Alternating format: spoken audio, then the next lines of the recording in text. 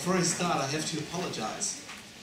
I have to introduce myself as a non-globalized person. So my carbon footprint is okay, but my English is terrible.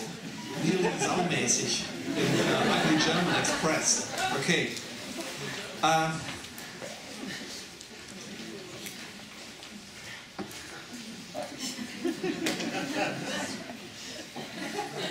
Do I have to explain? Okay. Post-growth economics is a subdiscipline, or you may say a subdivision of economics. It challenges different questions in the field of economic growth, sustainability, and sustainability. It has been created or invented or developed, as you wish, in the middle of the last decade, and it is a kind of heterodox science. Mainly three very important academic interests are the pillars of this field of science. First, ongoing growth of the gross domestic product is not an option anymore to manage modern societies. What are the reasons? Second, what are the drivers of the compulsions that force us to grow, to increase the economic output of a modern industrial society? And here we can differentiate different categories of growth drivers, especially push drivers that are associated with the supply side of the economy, and pull factors who are associated with cultural patterns of self-fulfillment and therefore also associated with the demand side of the economy. And then, third, what are the characteristics or preconditions of an economy that is not growing and that is that can be stabilized within the ecological limits? Before I go into details of this program, I would like to pose some other preliminary remarks. Sorry, it was a long day today. Okay. Before we talk about transformation towards a post-growth economy, or before we talk of initiating some kind of process of change in the sense of degrowth, we have to find an agreement of the targets that we want to reach, because there are so many different concepts of an economy without growth, and I do think that the kind of transformation that we need varies with the different approaches to create and to stabilize an economy without growth. And second, we need a target to be able to assess whether or not forms of production, mobility, and consumption are consistent or are a contribution to an economy without growth. And I will give you an example for the problem to find the right target. If we want to meet the 2-degree climate protection target, we know that there is a kind of limit for the global budget of CO2 emissions. And as you already know, the result of research in this field is that till 2050 we have a global budget of 750 billion tons of CO2 carbon emissions. If we now try, and this is very important, if we try to connect social justice and meeting ecological limits, we have to distribute this global budget to stay within ecological limits. The result of this process or allocation or redistribution is that every individual has a count of 2.7 tons of carbon emissions per year. Therefore, we need a process of reduction and convergence. That means that CO2 intensive lifestyles has to reduce the demand for CO2 intensive goods, services, or the usage of infrastructures, mobility, and so on. On the other hand, we do know that there are still regions, for example in Africa or elsewhere, where poverty prevails. In this case, there is still a need of material growth. Otherwise, for example, a medical system or education system will not exist. So what we have to ask, and this is, I think so, the core question is how much materialized freedom and self-fulfillment may an individual claim without living beyond his or her ecological and therefore social needs. Any attempt of creating a model of degrowth or post-growth economy that skips the answer to this question is not part of a solution. And this is a very inconvenient truth. I know so many people who agree upon the fact that may be inevitable during the next decades to create a post-growth economy. And they also agree that urban gardening or regional currencies or do-it-yourself cultures or repair cafes are a nice solution. They also agree that vegetarians are a kind of a practice that is consistent with post-growth economy. Even living without a car. But globalized traffic, this is the most serious problem that almost never is questioned. Here I present a small simulation of the air traffic on one day. And this is the highest ecological damage that one individual is able to enforce legally. And urban gardening is not a substitute for abolishing global mobility. This is the point. So, post-growth economy is not possible without settledness. And there is a second implication of this problem, because it is not possible to assess an isolated product or service or an institutional arrangement like commons, for example, or a technology or some other innovation with regard to its compatibility with degrowth or post-growth economics. Are urban gardening projects, for example, a contribution to degrowth? You cannot answer this without knowledge about the persons who are engaged in this kind of project. That means you have to know all the other actions and activities of the same person. And it is a very interesting characteristic of modern consumer societies that individuals are enriched with options to create identities by showing up in projects, by networking, by communicating, by articulating intentions, for example, those that are compatible with post-growth economy and so on. But on the other hand, there are other activities that are compensated, not in a materialized way, but on a level of symbolic, ethical compensation. In Germany, we talk about the Bionade syndrome.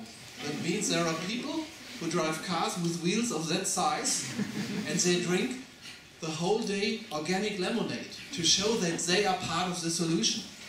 There are other persons who are staying 3 days in an urban garden project, and in the weekend they fly to the next conference. This is a problem. So the target that we have to orientate at is the whole ecological or at least carbon balance of a person.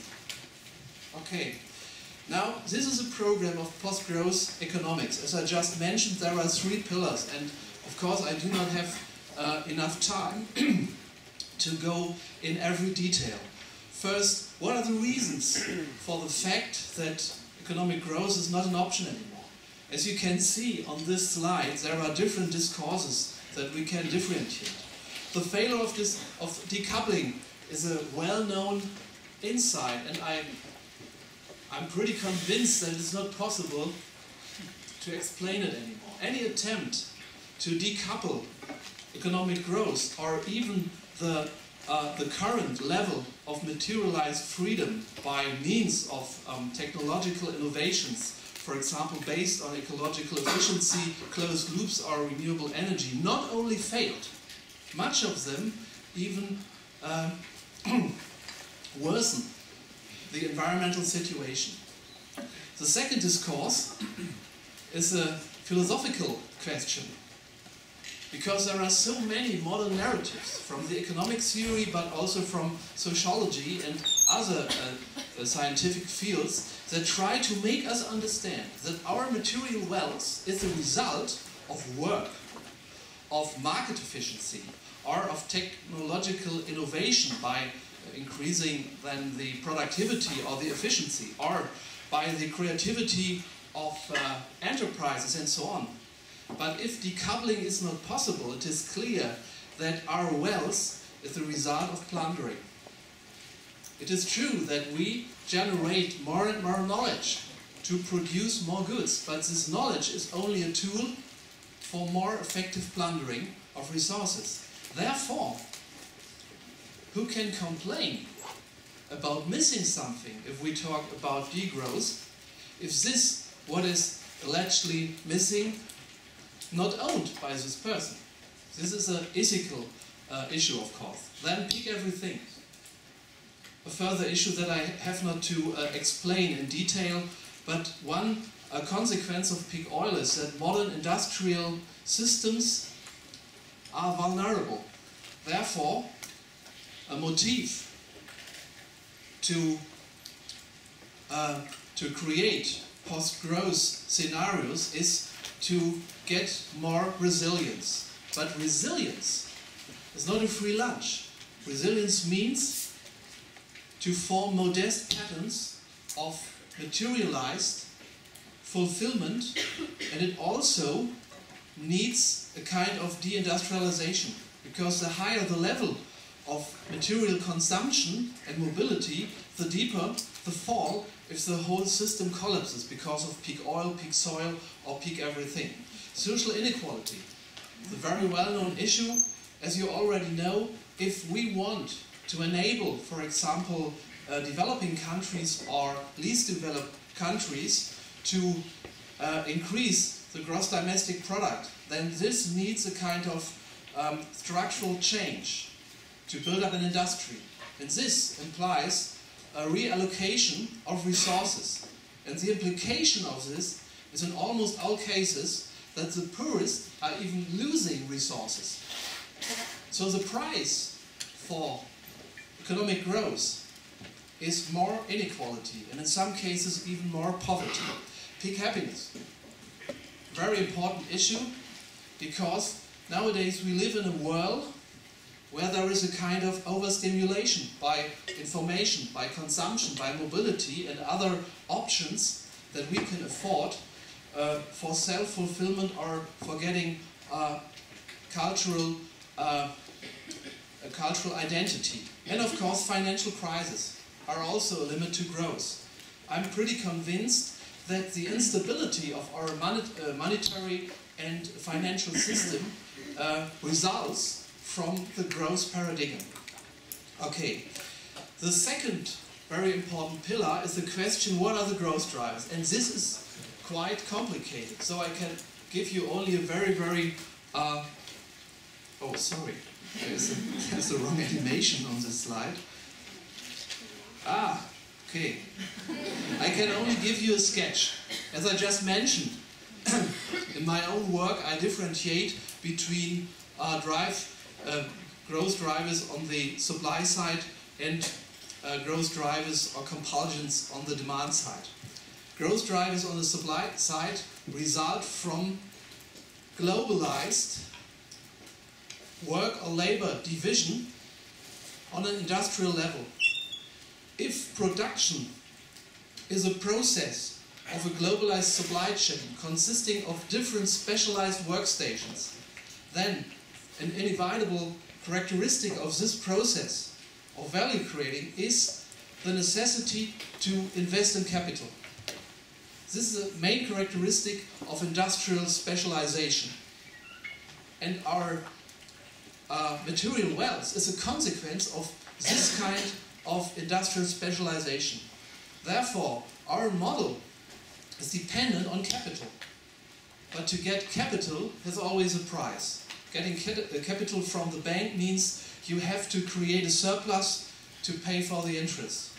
if you get capital or acquire it from the private financial markets, then you have to get a profit, a surplus, because otherwise no one will give you private capital. This is a reason for the need to generate surpluses that are pure economic growth. There are different other consequences of this kind of capital-dependent globalized production, but I'm running out of time. The other growth drivers are a result of a culture of the pursuit of material self-fulfillment, and in a modern consumer society, the identity of each person depends on materialized symbols. And therefore, there are different motivations for getting more and more. In some cases, the motivation is to have a kind of distinction compared with others. In different or other situations, it is a motivation to be consistent with certain social groups.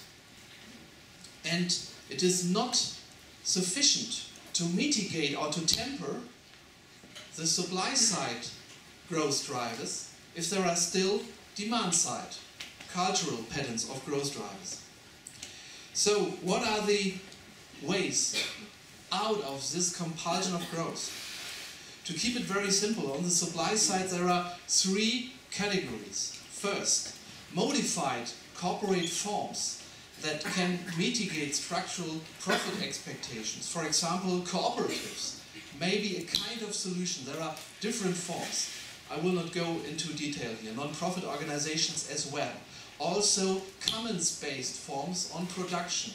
Maybe a form or a kind of organization that is not dependent on profit expectations because of the members who are also owners of the capital, and they can agree upon a kind of a strategy that does not need to generate any profit or surplus. Second, monetary or financial market reform, for example, the acceptance of regional complementary currencies would be a strategy. Also, the Tobin tax, or regulating banks, for example, so that only banks remain that are also cooperatives. But the third way, that does not exclude the first and the second way, is reducing the need to invest capital for workstations in supply chain systems. That means to have production systems with lower distances between production and consumption. That means to have a kind of architecture of supply chains with less specialization. These kinds of production systems are not that capital intensive, they are more labor intensive, of course, and the productivity is less. Also, completely decommercialized forms of supply are a way to create values without the necessity to invest in capital. And of course, this may be a way towards more subsistence or deglobalization and, of course, deindustrialization. On the demand side, we need a cultural change towards sufficiency. Liberation from excess is the title of a book I've written, and it tries to express that modest patterns of consumption do not imply that we are missing something. It may be a rationale that helps us to understand that deceleration may be a kind of sovereignty over time, because consumption is always depends on the time. I will go a little bit more in detail to explain this logic. Okay. So, to mitigate growth drivers that are cultural coined means to have a logic for sufficiency. On the other hand, to mitigate growth drivers on the supply side means to have different production systems, especially deindustrialized production systems and supply chain architectures. Is there a logic of sufficiency? I do think so. And I will not go too much in detail, but what you see here is a kind of microeconomics of sufficiency. This logic or this rationality rests on two assumptions. Time is a restricted resource. Second, it is not possible to extract any utility or any increase of happiness from consuming a good or a service without investing time.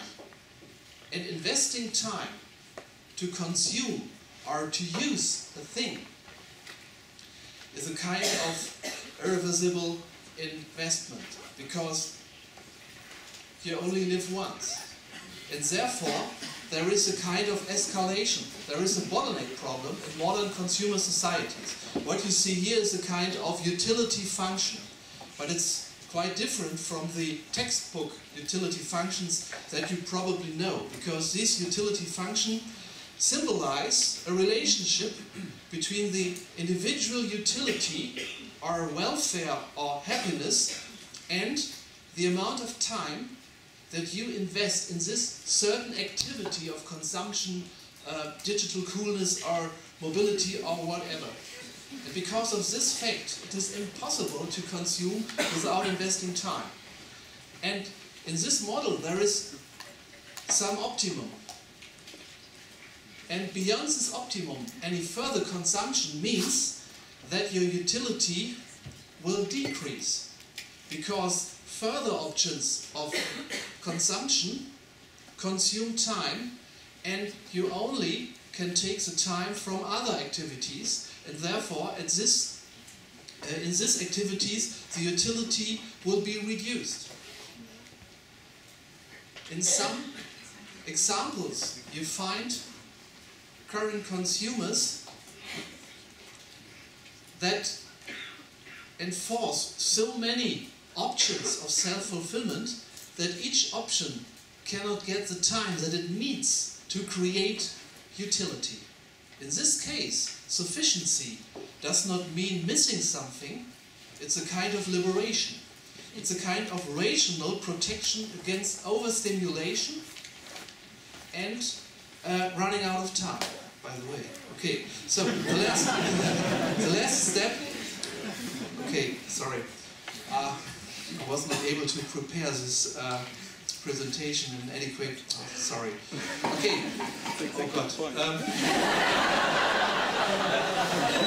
I have to apologize because I did not translate the box on the slide. This is the supply side of a post-growth economy, after I just explained how to adjust the demand side. If we reduce the industrial output, for example, by 50%, we can substitute or we can compensate this process, of course, as I just tried to explain, by a cultural change of sufficiency. Because the consequence would be that we, in a way, do not need so much production, labor work and money. But this is not enough. There are two other ways to substitute industrial production. We can create production systems that are a combination of three different forms of providing us with goods. First, we still have a kind of remaining industrial system, which is only half as big as the one that we see now. Second, we have medium supply chains. That means we create and establish a regional economy that still rests on a market economy, on money, and also on enterprises, and of course on labor division, but in a modest and in a medium way. And the last of the three supply system categories is a local economy, which is completely based on uncommercialized forms of creating value. Self-sufficiency, of course. And the combination of these three systems is not only an attempt to reduce the direct ecological impact of producing, it is, which is more important, an attempt to reduce the capital intensity. Therefore, we have a chance to temper the growth drivers that are associated with the necessity of capital investment on the supply side. The more we are able to produce without needing an industrial production system, the less is the capital amount that we have to invest. This is the logic of deindustrialization, but it's only a gradual deindustrialization. And the last thing, okay, I would like to explain is, okay, post-growth economy means, from a microeconomic perspective, that we work only 20 hours, which is a weekly average, of course. And the other 20 hours that we gain from this structural change means that we can invest this time as a resource or a kind of input production factor for local economies based on subsistency. That means non-commercialized creating of value. Such a person that lives in a post-growth economy, say 2050 in Leipzig, works 20 hours a week. It gets an income. This person is able to consume in a modest, in a sufficiently way. Furthermore, it is able to add something. It can use three different capabilities or resources as a base for self-sufficient value creating. First, you need time. If you work in an urban garden project or in some kind of do-it-yourself or common-based production, you always need time. Time substitute for crude oil, for money, and for industrial and globalized production. Second, you need manual skills, craft competence, and so on. And the third is social interaction. Networking means to barter different non-commercialized values. It is a market system without money and without enterprises. And there are three different kinds of output.